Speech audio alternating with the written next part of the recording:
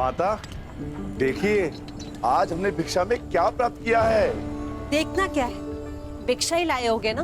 माता श्री, आपको देखना चाहिए, आप चकित रह जाएंगी। आ रही हूँ भीम।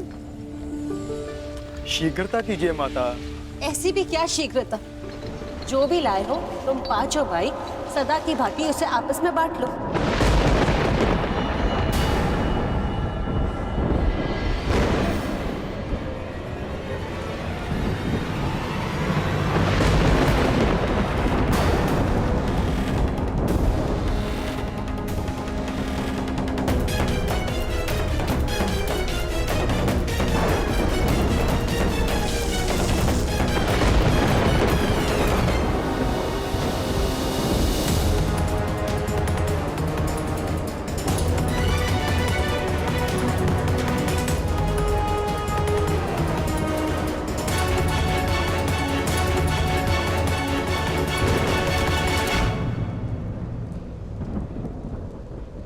आपने क्या अनर्थ कर दिया माता श्री।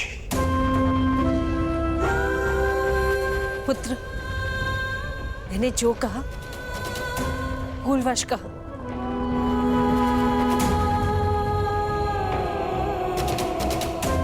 वही कहा जो तुम सबसे प्रतिदिन कहती थी। इसका अर्थ ये नहीं कि मेरी बात पाषाण की रेखा है। मैंने जो कहा उस बात का विस्मरण कर लो। जिस प्रकार हर एक कर्म का अपना एक फल होता है, उसी प्रकार मुख से निकले हर एक शब्द का प्रतिफल होता है। विशेषकर माता के शब्दों का। ये शब्द ही तो है जो कभी वरदान बन जाते हैं और कभी श्राप।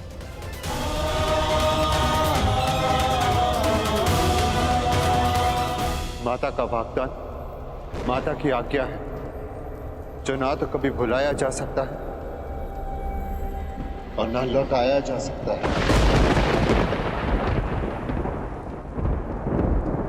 परंतु भ्राताश्री, उन शब्दों का विस्मरण करना होगा। एक स्त्री 5 पुरुषों से विवाह कैसे कर सकती है? अद्भुत!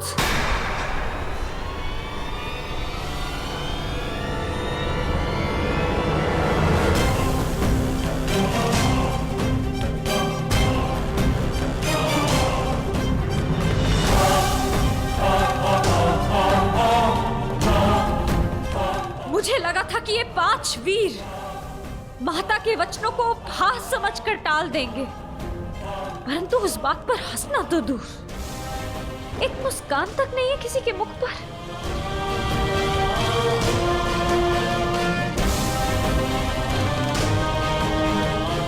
मुझे तो लगा था कि आप सब मुझे सांत्वना देंगे कि पांचाली, माता श्री ने भूलवश जो भी कहा उससे व्यथित ना हो,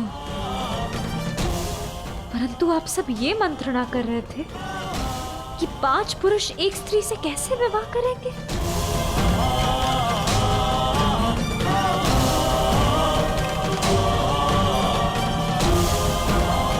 जिस स्त्री की लाज, उसका जीवन इन शब्दों ने दांव पर लगा दिया,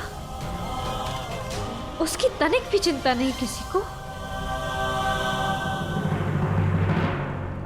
स्त्री को भिक्षा की रोटी समझ लिया आप सबने।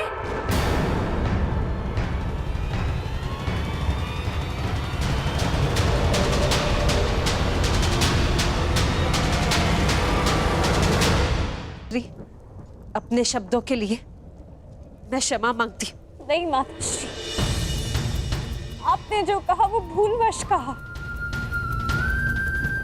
परंतु इन सब ने जानते समझते आपके साथ उपहास किया था। मेरी क्या भूल है माताश्री? ये 5 भाई ये विवाद कर रहे हैं कि मुझे कैसे बांटना है।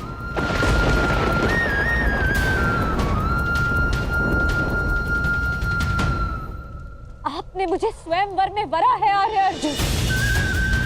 महाधनुष पर प्रत्यंचा चढ़ाकर असंभव लक्ष्य को भेद कर आपने अपनी वीरता तो सिद्ध कर दी, परंतु अपना उत्तरदायित्व नहीं समझा। जिसके बाणों ने आर्यव्रत के समस्त वीरों के बाण काट दिए, वो अपनी माता के वचनों को क्यों नहीं काट सका?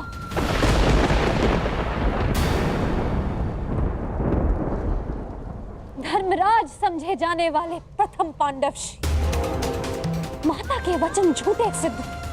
इस अधर्म की व्याख्या आप कर बैठे, परंतु एक स्त्री के मान की रक्षा का धर्म वो नहीं सूझा आपको।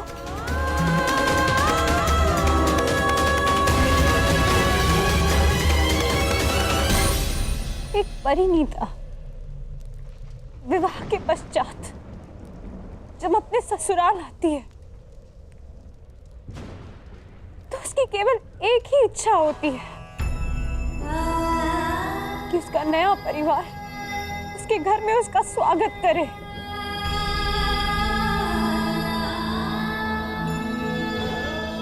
परंतु यहाँ मेरा बंटवारा करने पर विचार विमर्श कर रहे हैं आप सब, अपनी माता को चकित करने के प्रयास में।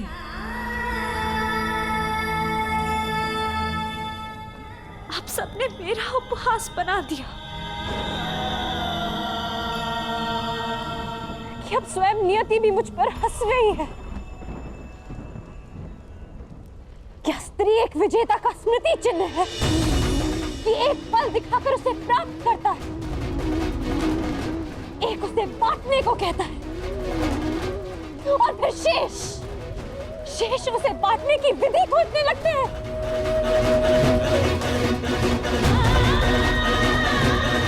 महाबलशाली वृकोदर भीम, जिसने एक विशाल वृक्ष उठाकर मेरी रक्षा की चुनौती ली थी, पवन वेग से युद्ध किया, क्या वो उस पांचाली को उसका मान बनाए रखने का आश्वासन नहीं देगा? जो पांचाली नियति की आंधियों में उड़ी जा रही है, क्या यही इस पांचाली का प्रारब्ध है आर्या?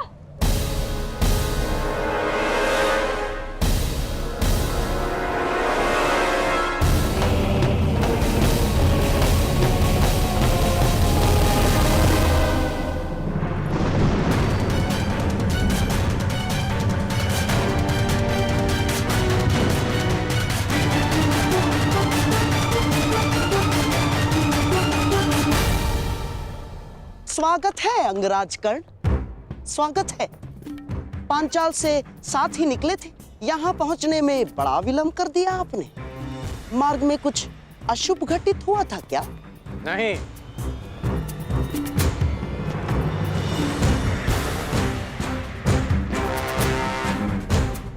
परंतु आपके इस भांति मार्ग में आने का अर्थ है कि यहाँ अवश्य कुछ अशुभ घटित होने वाला है। तुम्हारी विलक्षण बुद्धि को देखकर कभी कभी मुझे आश्चर्य होता है कि क्या तुम सचमुच सूत पुत्र ही हो? और एक बात, क्या द्रौपदी का वरण करने वाला वो युवक सचमुच ब्राह्मण पुत्र था अंगराज? है? और प्रश्न तो यह भी उठता है कि अर्जुन जैसे महाधनुर्धर का सामना करने में सक्षम कर्ण ने उस ब्राह्मण से युद्ध क्यों नहीं किया?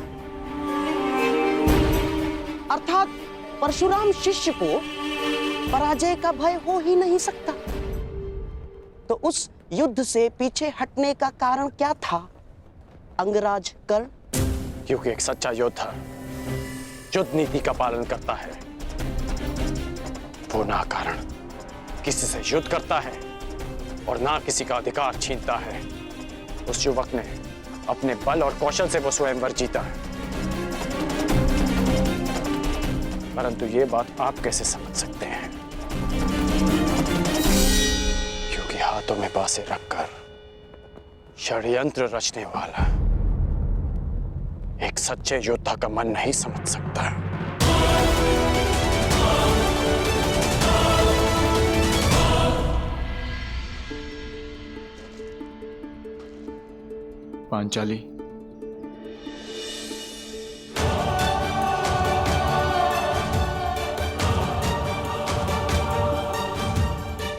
मुझे क्षमा कर दो पांचाली। किसी का मंतव्य तुम्हें ठेस पहुंचाना नहीं था।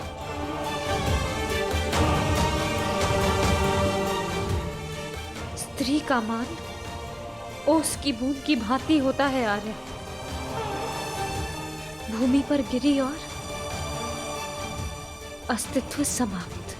तुम्हारे अस्तित्व की रक्षा होगी पांचाली। हाँ देवी अग्निसेन, ये सत्य है कि माता के वचन झूठे नहीं हो सकते, परंतु ये भी सत्य है कि नियति को तुम्हारा उपहास नहीं करने दिया जाए। इसलिए दोनों ही नातों में संतुलन बनाए रखने के लिए हम सब ने एक निर्णय लिया। तुम्हारा विवाह अर्जुन से ही होगा, ताकि तुम्हारा मान बना रहे और माता के शब्द झूठे ना हो। इसलिए शेष 4 भाई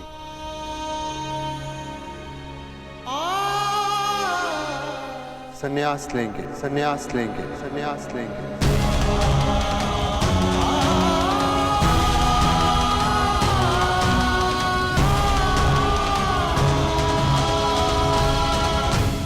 संन्यास लेंगे, संन्यास लेंगे, संन्यास लेंगे। आप 4 वीर संन्यास लेंगे और इतिहास सदैव द्रौपदी को धिक्कारेगा कि पांचाली ने गृह प्रवेश करते ही 5 भाइयों को बांट दी। मुझे समझ नहीं आता कि आप लोग कोई सीधा सा हल क्यों नहीं ढूंढ लेते। माता ने जो कुछ भी भूलवश कहा, उसे भूल क्यों नहीं जाते आप लोग? ये संभव नहीं है देवी। माता के शब्दों को काट पाना हमारे वश में नहीं। माता के निवेदन पर भी यह संभव नहीं। माता के शब्दों का स्पष्ट अर्थ था कि हम 5 भाई तुमसे विवाह करें। बस!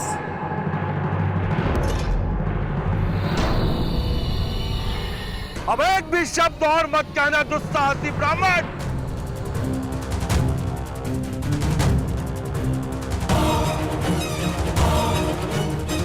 पांचाल नरेश द्रुपद की पुत्री का इतना बड़ा अपमान करने का दुस्साहस कैसे किया तुम सबने?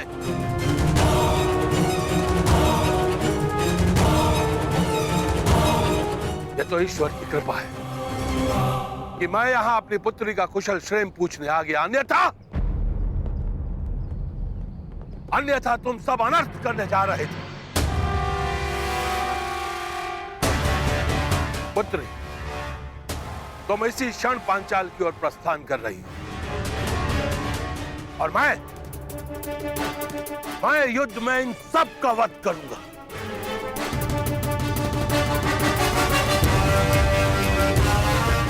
सर्वप्रथम तुम्हारा वध करूंगा।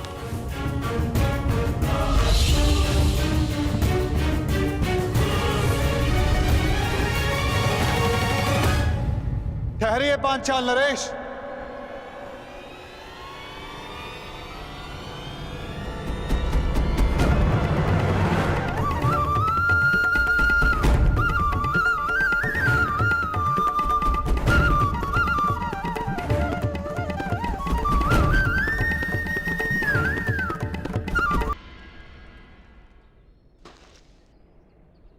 विवेक और धैर्य से काम लीजिए पांचाल नरेश। जिसकी पुत्री का मान और सम्मान दांव पर लगा हो, वो पिता धैर्य और विवेक से कैसे काम ले सकता है? वसुदेव, आज आप बीच में नहीं आएंगे वसुदेव। आज पांचाल नरेश द्रुपद पर एक नहीं अपितु 5 ब्रह्म हत्याओं का पाप लगना निश्चित है।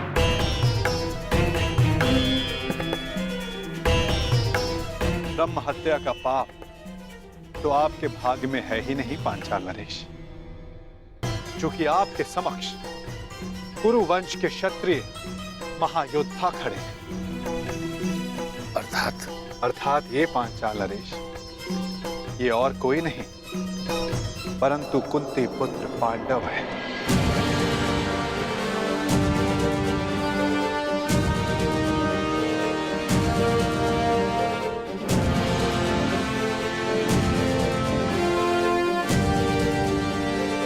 जो सबसे आगे खड़े हैं वो धर्मराज युधिष्ठिर है,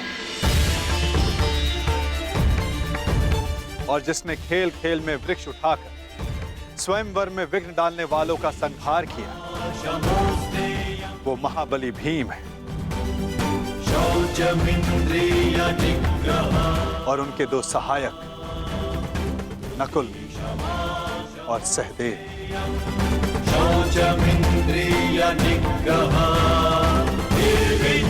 और जिसने असाध्य लक्ष्य भेद कर द्रौपदी को वर वो वही अर्जुन है पांचाल नरेश, जिसे दमाता के रूप में पाने की आपकी आकांक्षा थी।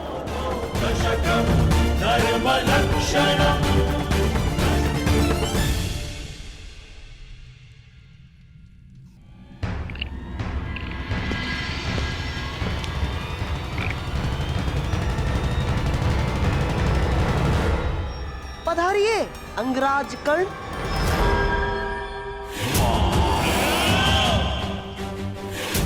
मित्र, तुमने मुझे बुलाया? हाँ। यदि तुम भी यही पूछना चाहते हो कि मैंने उस ब्राह्मण युवक को जाने क्यों,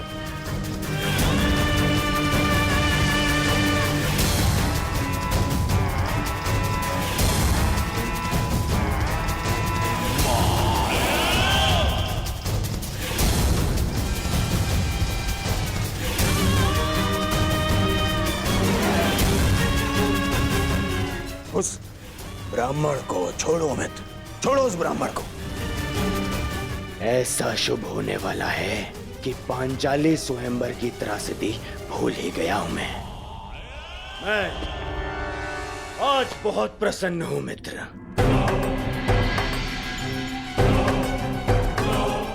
मेरा और तुम्हारा, हम दोनों का स्वप्न पूर्ण होने वाला है।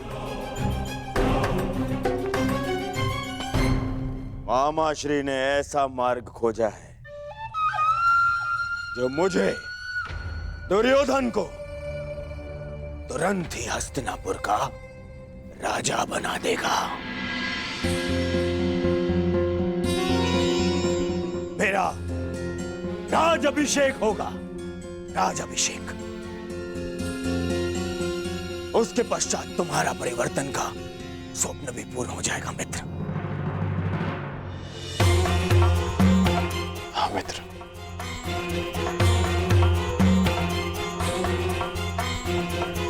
परंतु मैं तुम्हें कुछ बताना चाहता हूं कि मेरे होने वाले सम्राट, अपनी प्रसन्नता अपने मित्र के साथ बाद में बांटना है। पहले अपने पिताश्री से तो मिलकर आओ, वो तुम्हारी कब से प्रतीक्षा कर रहे हैं। मित्र, मैं अभी आता हूं।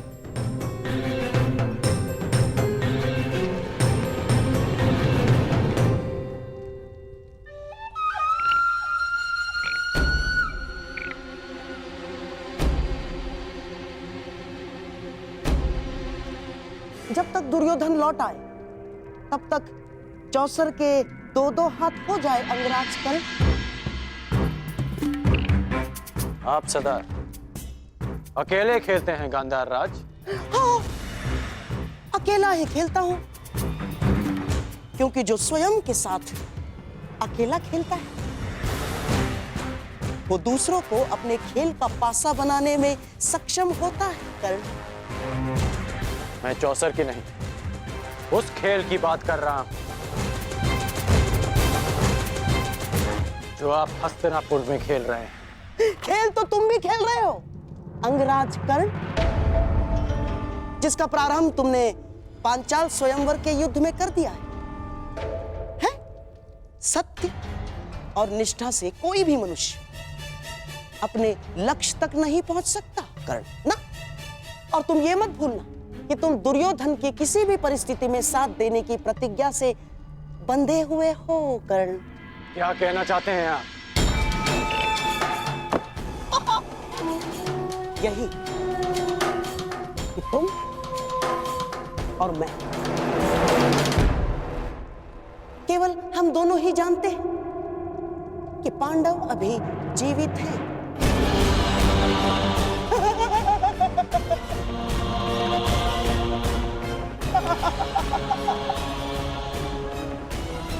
और यदि दुर्योधन को सम्राट बनते देखना चाहते तो ये सब किसी को ज्ञात नहीं होना चाहिए ना।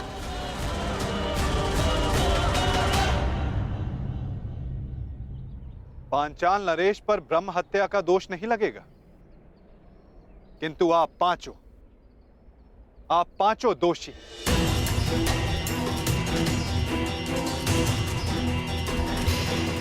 धर्मराज, पांचाल नरेश के क्रोध का कारण नीति संगत है और द्रौपदी की पीड़ा भी। यदि कुछ अनीति हुई है तो आप पांचों से।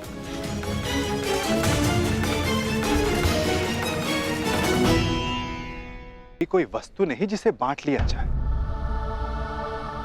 वो जननी है, वो शक्ति है, वो एक कुल का सम्मान है जिसे बांटा नहीं जा सकता। सर्वप्रथम द्रौपदी को भिक्षा बताना सर्वथा अनुचित था।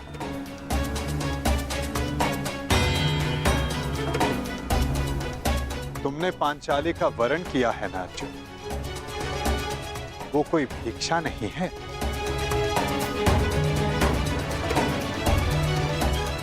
हुआ श्री, वचन सोच समझकर मुख से निकाले जाने चाहिए। अनुचित समय पर निकले अनुचित शब्द ब्रह्मास्त्र से भी अधिक विनाशक सिद्ध होते हैं।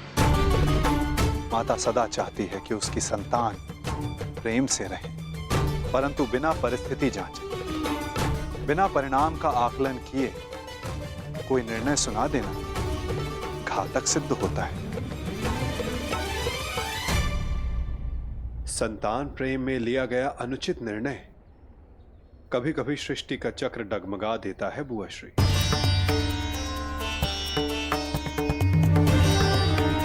पांडवों से भूल हुई है माना, देवी कुंती से भूलवश वाकदान हुआ है यह भी माना, परंतु वसुदेव, इसमें मेरी पुत्री का क्या दोष? मेरी पुत्री के भविष्य का क्या होगा? यह निर्णय तो स्वयं पांचाली ही ले सकती है। पांचाल नरेश, चूंकि एक स्त्री से उसके भविष्य का, उसका दाम्पत्य चुनने का अधिकार उससे कोई नहीं ले सकता।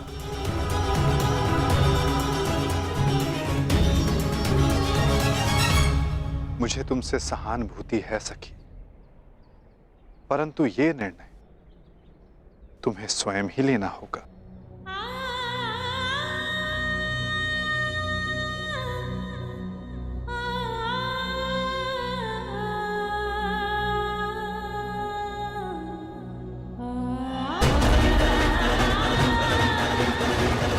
पांचाली,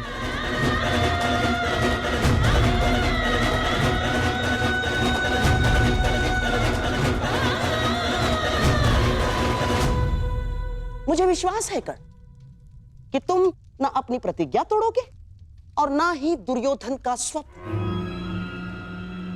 पूर्ण विश्वास। तुम कुछ कह रहे थे योद्धा की रणनीति के विषय में। एक सच्चा योद्धा युद्ध नीति का पालन करता है। वो ना कारण किसी से युद्ध करता है और ना किसी का अधिकार छीनता है। परंतु ये बात आप कैसे समझ सकते हैं? क्योंकि हाथों में बांसे रखकर षड्यंत्र रचने वाला एक सच्चे योद्धा का मन नहीं समझ सकता। अब मेरी सुनो, राजनीति में सच्चा योद्धा वही है, केवल वही है जो विजयी होना जानता है। वो चाहे धनुष बाण से हो, शस्त्रों के संधान से हो, या चाहे मनुष्य की बुद्धि से हो। तो शकुनी को दुर्बल योद्धा समझने की भूल कभी मत कर बैठना अंगराज कर्ण। सीधे पांव पारा।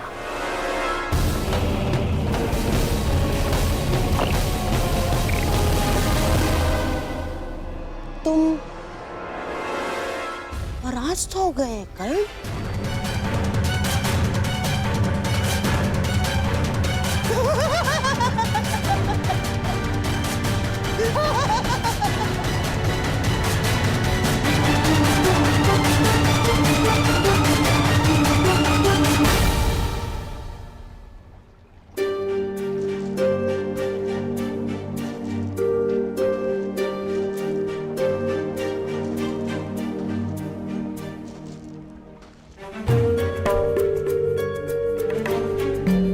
सखी,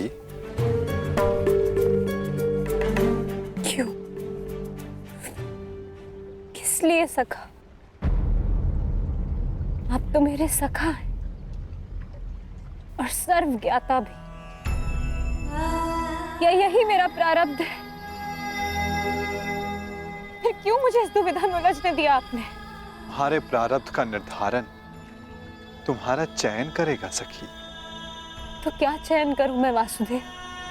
पिताश्री ने यज्ञ करके एक पुत्री की कामना की थी जो अर्जुन से विवाह कर सके, और मैंने भी अपने प्रथम श्वास से यही अनुभव किया है कि अर्जुन को पाना ही मेरे जीवन का प्रयोजन है, और आपने भी इस प्रयोजन को सिद्ध करने में सहयोग दिया। और अब जब ये प्रयोजन सिद्ध हो गया तो एक नई दुविधा उपस्थित हो गई कि कैसे पद पर ला खड़ा किया है आपने। समझ ही नहीं आता कि कौन सा पद स्वीकार करूं। क्या इस दुविधा में पड़े रहना ही मेरे जीवन का प्रारब्ध है? हम सब यात्री हैं सखी, और हर यात्री के मार्ग में कभी ना कभी ऐसे मोड़ आते हैं जब वो संशय में घिर जाता है। उस समय तनिक पीछे हटकर परिणाम और उद्देश्य के विषय में सोचना चाहिए। देखना चाहिए कि किस मार्ग पर क्या मिलने वाला है। तनिक विचार करो सखी, यदि तुम पांचों पांडवों से विवाह करने के लिए हां करती हो तो क्या होगा? इतिहास सदा के लिए मुझे 5 पतियों की पत्नी के रूप में जानेगा।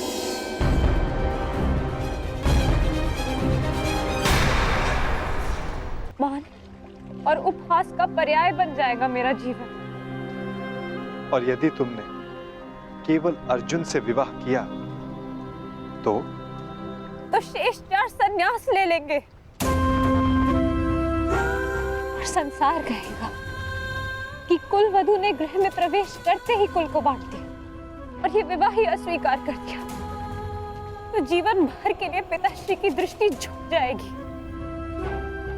उनके मस्तक पर एक कलंक लग जाएगा।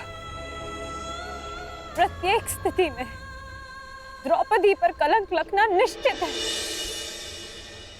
क्या करूं मैं? ये प्रश्न स्वयं से पूछो या किसी ने कि द्रौपदी का उद्गम क्या है, उसका उद्देश्य क्या है, उसकी यात्रा, उसका लक्ष्य क्या है। अपने आसपास देखो सखी, इस महासागर को देखो, इन मेघों को देखो, इन वृक्षों को देखो। उत्तर मिलेगा सखी।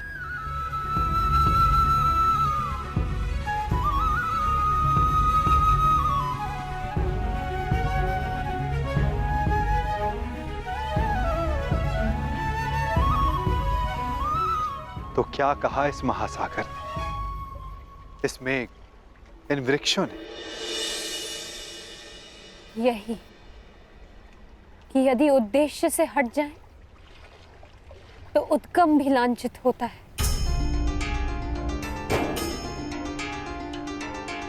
एक बूंद का उद्गम मेघ होता है और उसका उद्देश्य धारा को सींचना। यदि वो इसे अस्वीकार कर दे तो मेघ लांछित होगा। नदी का उद्गम पर्वत है, यदि वो सागर में मिलना अस्वीकार कर दे तो पर्वत लांछित होता है। यदि मैंने ये विवाह स्वीकार किया तो कलंक केवल मुझ पर लगेगा। यदि मैंने ये विवाह अस्वीकार किया तो मेरा उद्गम और उद्देश्य दोनों पर कलंक लगेगा। तो क्या चुना तुमने सखी? यही कि यदि मेरा जन्म इतिहास की धारा को बदलने के लिए हुआ तो इतिहास बनना पड़ेगा मुझे। कदाचित इसलिए ही अग्नि मेरा उद्गम, क्योंकि जीवन भर इसकी ताप को सहना है मुझे।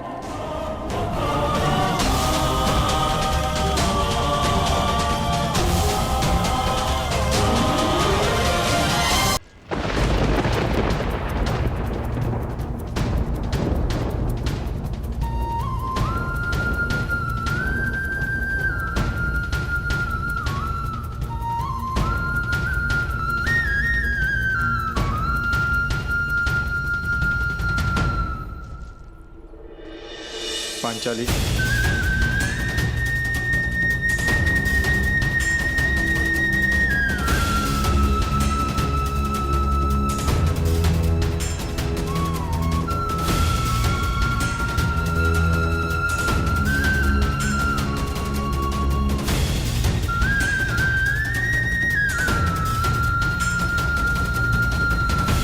आपसे भूल अवश्य हुई है माताश्री, परंतु इस भूल को मैं नियति समझकर स्वीकार करती हूं।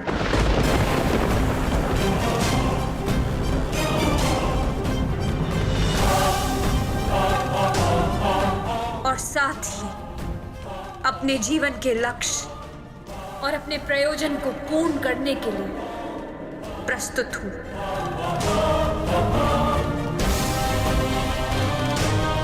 मैं आपके 5 पुत्रों से विवाह करूंगी।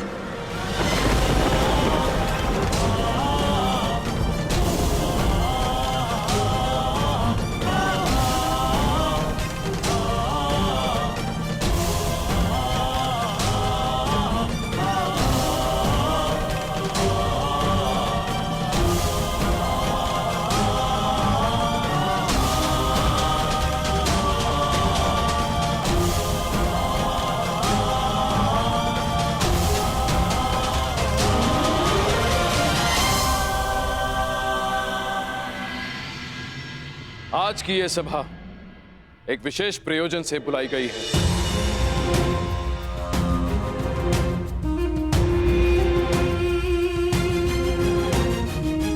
मुझे अनुभव होता है कि युवराज दुर्योधन को सम्राट पद पर बैठाने का समय आ गया है।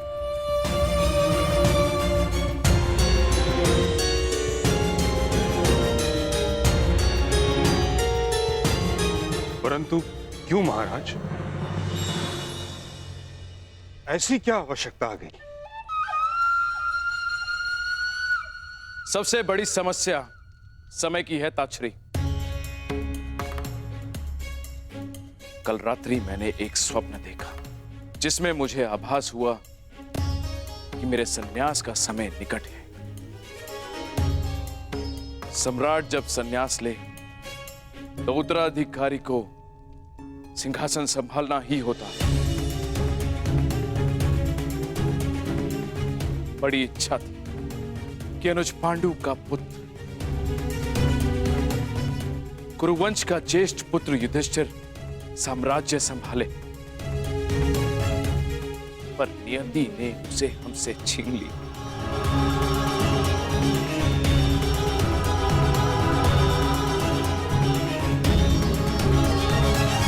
युधिष्ठिर के पश्चात मेरा मन अब विरक्त होने लगा है ताक्षरी, और राजा जब विरक्त हो तो उसे सिंहासन त्याग देना ही उचित होता है। बताइए, क्या मेरा यह निर्णय अनुचित था? क्या युधिष्ठिर के काल कलवित हो जाने के पश्चात युवराज दुर्योधन को सम्राट पद दे देना अनुचित है?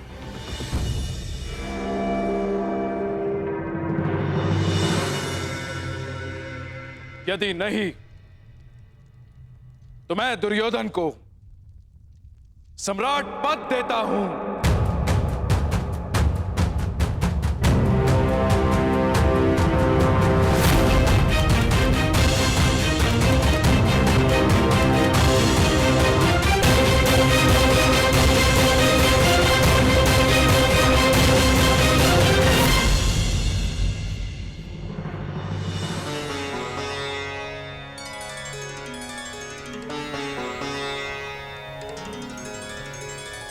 सुमङ्गलीरियं वधूरिमां समेत पश्यत् सौभाग्यस्मै दत्वाया हस्तं विपरेतन् गृह्णामि ते सौभगत्वाय हस्तं मया पत्या जरादष्टिर्यथ सः भर्गो अर्यमा सविता पुरन्धिर्मयम् त्वा दुर्गार्हपत्याय देवः।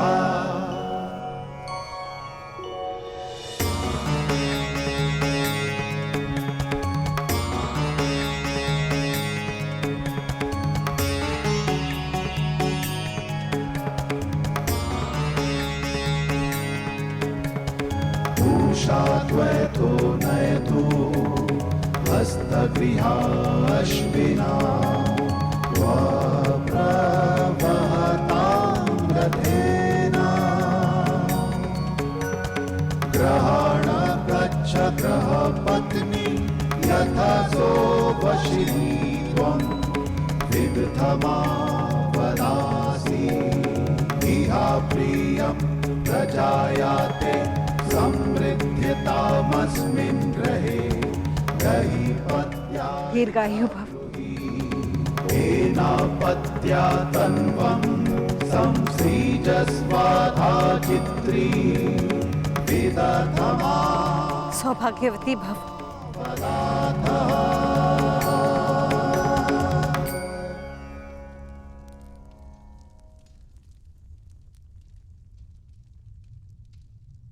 आयुष्मान भव। अपने जीवन का प्रयोजन सिद्ध करो। मैं आपसे पहली बार मिला हूं वासुदेव, परंतु न जाने क्यों ऐसा लगता है कि आपकी कृपा सदा रही है। हम अपने जीवन की यात्रा का प्रारंभ करने के लिए प्रस्तुत हैं वासुदेव। आशीर्वाद दीजिए और विदा भी। सहयात्री आशीष नहीं देता, साथ देता है पार। यात्रा तुम्हारी नहीं, हमारी प्रारंभ होने वाली है। मैं आपका तात्पर्य समझा नहीं वासुदेव। अग्नि वायु से विदा नहीं लेती, चूंकि दोनों का संगम ताप उत्पन्न करता है। जल धारा से विदा नहीं लेता, चूंकि उसे पुनः धारा से मिलना होता है। जिन्हें बार बार मिलना है वो विदा नहीं लेते। अर्थात मुझसे विदा ना लो पार, अगले मिलन की तैयारी करो।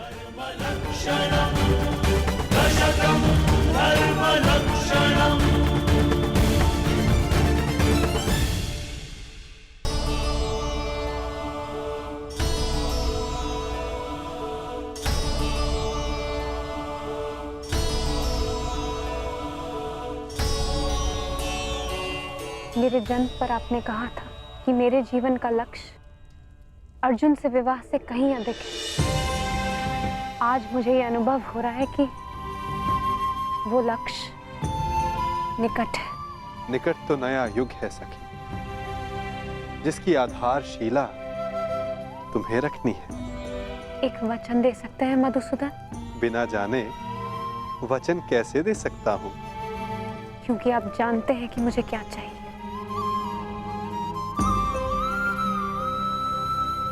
वचन देता हूं कि मैं तुम्हारे साथ रहूं ना रहूं, परंतु तुम्हारे साथ सदा रहूंगा।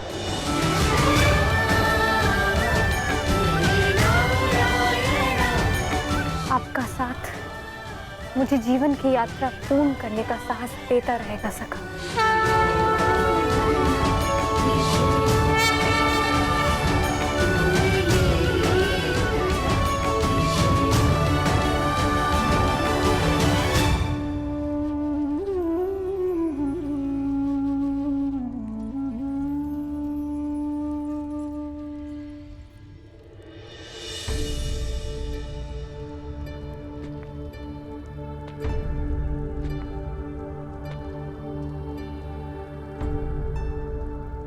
मुझे अपनी भूल का पश्चाताप हो रहा है।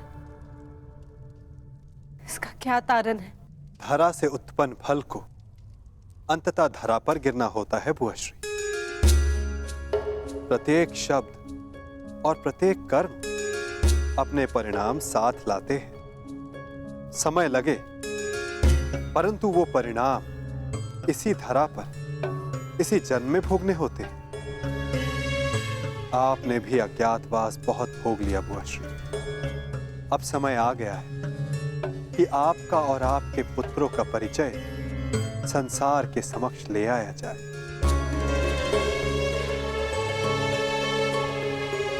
आप चाहते हैं कि हम हस्तिनापुर लौट जाएं? नहीं, हस्तिनापुर चाहता है कि वहां धर्म स्थापना हो। हस्तिनापुर आप सबको पुकार रहा है वो, और धर्म रथ के 5 चक्र आपके पास है। हस्तिनापुर लौटने का समय हो गया है बुआश्री।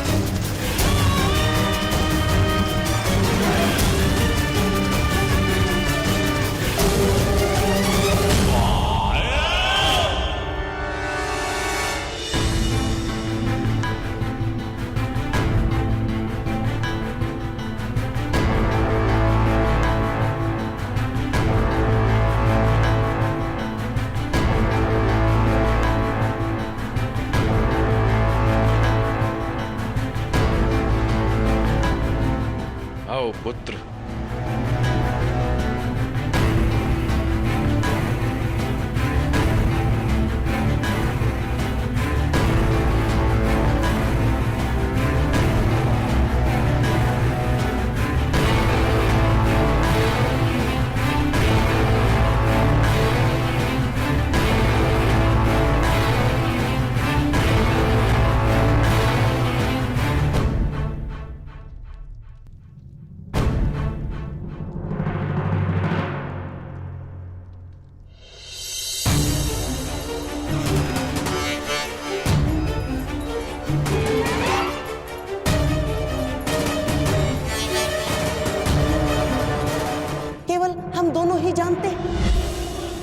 पांडव अभी जीवित हैं, और यदि दुर्योधन को सम्राट बनते देखना चाहते तो ये सब किसी को ज्ञात नहीं होना चाहिए।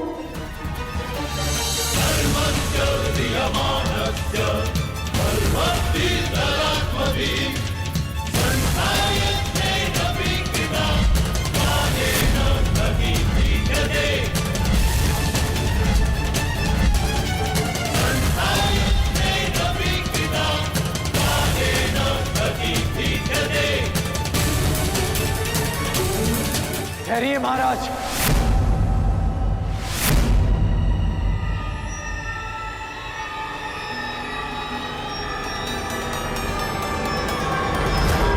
ये राज्याभिषेक नहीं हो सकता।